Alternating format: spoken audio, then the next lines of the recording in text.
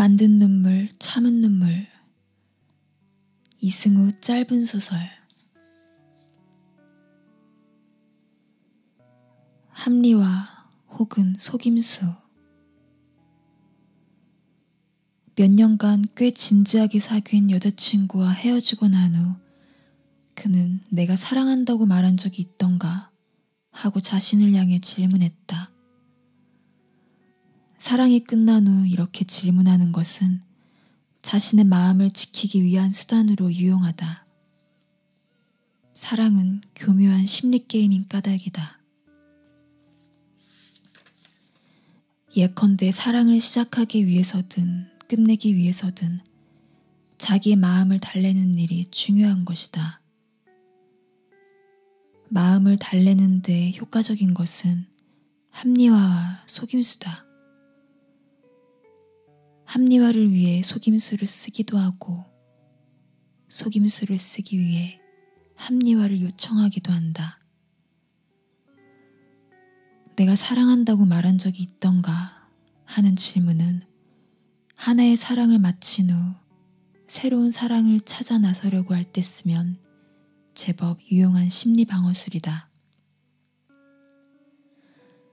그런데 만일 사랑을 끝낸 경우라고 한다면 사랑을 했던가 하고 묻는 것은 논리적으로 모순이다. 왜냐하면 하지 않은 사랑을 끝낼 수 있는 사람은 없기 때문이다. 사랑을 끝내려면 사랑을 해야 하고 사랑을 했다면 사랑한다는 말을 했는가 하지 않았는가는 중요한 문제가 아닌 것이 된다. 사랑했다는 사실은 부정하려고 해도 부정되지 않는다. 그러니까 내가 사랑한다고 말한 적이 있던가 하는 질문은 보다 미묘하고 훨씬 복잡한 내용을 담고 있다.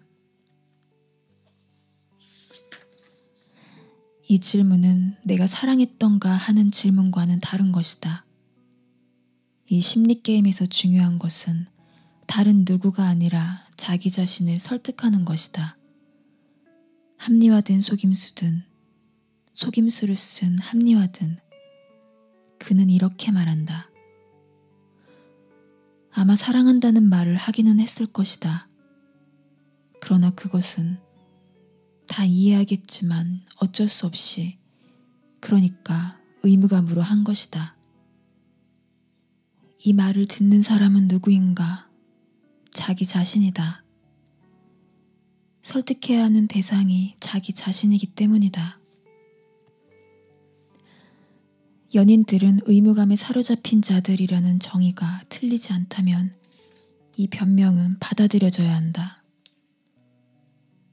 과장과 입에 발린 수사가 허용되고 장려되는 유일한 영역이 연애이기 때문이다.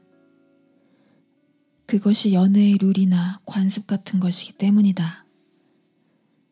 연인들이 의무감에 사로잡힐 수밖에 없는 것은 연애가 일종의 통치와 지배의 장치임을 일깨운다.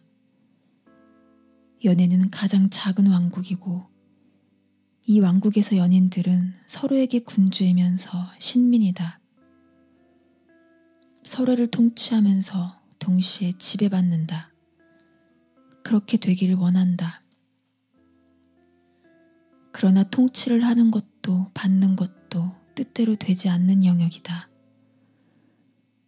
어떻게 해도 자기가 바라는 대로 완전한 통치가 이루어지지 않기 때문에 연인은 늘 불안하고 믿지 못하는 상태 속에 있다. 군주는 신하를 믿지 못하고 신하는 군주를 믿지 못한다. 그에게도 그런 시절이 있었다.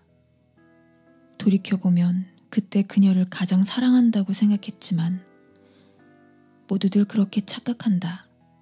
혹은 오해한다. 혹은 그런 척한다. 실은 그녀를 가장 믿지 못하는 시기였다. 그럴 때 상대방의 불신을 해소해주거나 혹은 자신의 불신을 들키지 않기 위해 동원하는 것이 군주와 신하 역할, 즉 의무감이다. 그는 말한다.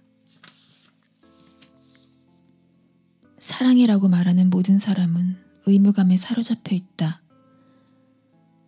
그는 군주로서 신하에게 말하고 신하로서 군주에게 말한다. 이 말을 듣는 사람도 그 자신이다. 가장 자발적일 것 같은 사랑의 고백이야말로 강요와 의무의 산물이라는 것을 그는 자기에게 이해시키려고 한다. 연인들은 상대방에게 강요당하거나 자기 자신에게 끊임없이 강요당한다. 상대방의 불신을 해소해주기 위해서거나 자신의 불신을 들키지 않기 위해서거나 둘 중 하나다. 더 이상 강요당하지 않게 될 때, 즉 의무로부터 풀려날 때, 군주와 신민의 관계에서 노연할 때 사랑도 자연스럽게 쓰러진다. 그는 새로운 대상을 향해 사랑해라고 말하기 위해 지금까지 자기의 사랑이 자발적인 것이 아니라 강요된 의무감에 의해 행해진 것이었음을 고백한다. 이제 그는 강요당하지 않고는 누구도 사랑해라고 말하지 않는 법이라고 말함으로써 자기를 설득하는 데 성공했고, 따라서 다른 이에게 사랑해라고 고백할 새로운 의무를 지게 되었다.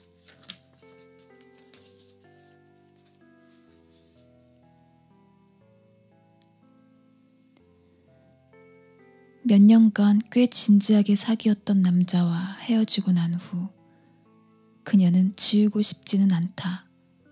다만 지워지고 싶을 뿐이다 라고 말하며 눈시울을 붉혔다.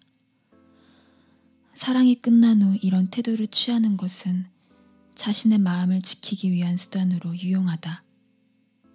사랑은 교묘한 심리게임인 까닭이다. 예컨대 사랑을 시작하기 위해서든 끝내기 위해서든 자기의 마음을 달래는 일이 중요한 것이다. 마음을 달래는 데 효과적인 것은 합리화와 속임수다. 합리화를 위해 속임수를 쓰기도 하고 속임수를 쓰기 위해 합리화를 요청하기도 한다. 그녀는 이렇게 말한다. 난 가해자가 되는 걸 원하지 않아. 차라리 피해자가 되는 편을 택하겠어. 이 말을 듣는 사람은 누구인가? 그녀 자신이다. 그녀는 자신에 대한 연민을 쌓음으로써 그것으로 자기를 보호하고 새로운 사랑을 추구하기 위한 명분을 마련하려고 한다. 그러나 가해와 피해, 지우기와 지워지기에 대한 그녀의 생각에는 수상한 데가 있다. 가해자는 언제나 나쁘고 피해자는 항상 착하다는 생각은 너무 단순해서 불순하다. 지운 자는 가해자고 지워진 자는 피해자라는 공식도 마찬가지다. 교묘한 사람은 가해자가 갖게 마련인 죄책감을 상대방에게 떠넘기고 피해자의 역할을 기꺼이 떠맡는 방식으로 가해한다. 가령 헤어지자고 먼저 말하지 않고 상대방에게 말하도록 상황을 이끄는 경우를 생각해 볼 수 있다. 이런 사람의 심리적 동기는 연인에 대한 배려가 아니라 책임의 피다. 그러니까 지운 것이 아니라 지워졌기 때문에 피해자고 잊은 것이 아니라 잊혀졌기 때문에 희생자라고 하는 것은 기만일 수 있다. 특히 세상에서 가장 작은 왕국인 연애의 세계를 그렇게 단순화해 말할 수 없다. 사랑이 끝나도 기억은 남는다. 사랑한 기억이 사라지길 바라는 것은 사랑이 끝났기 때문이 아니라 새로운 다른 사랑을 시작해야 하기 때문일 가능성이 높다. 새로운 사랑을 시작하려고 할 때 지난 사랑의 기억은 거추장스럽거나 불편하게 느껴지고 그럴 때 그 기억이 사라져주기를 바라는 마음이 생기는 것은 자연스럽다. 그러니까 새로운 사랑을 시작하기 위해 상대방의 기억에서 지워지기를 바라는 그녀의 바람은 소극적인 것이 아니라 상당히 적극적인 것이다. 즉, 그녀는 그에게 제발 자기를 잊어달라고, 지워달라고 요청하고 있는 것이나 마찬가지다. 자기가 할 일을 남에게 시키고 있는 것이다. 이 요청은 매우 공격적이다. 제발은 공손한 부사가 아니다. 이 단어만큼 편집적이고 억압적인 단어도 없다. 자기를 낮추는 제스처를 통해 자기 뜻을 강요한다는 점에서 이 단어는 교활하기까지 하다. 피해자와 희생자의 얼굴은 그녀가 쓰고 있는 공교한 가면이다. 그러나 크게 나무랄 일은 아니다. 피해를 보는 사람은 적어도 가시적으로는 없다. 이 심리게임에서 중요한 것은 오직 자기 자신을 설득하는 일이므로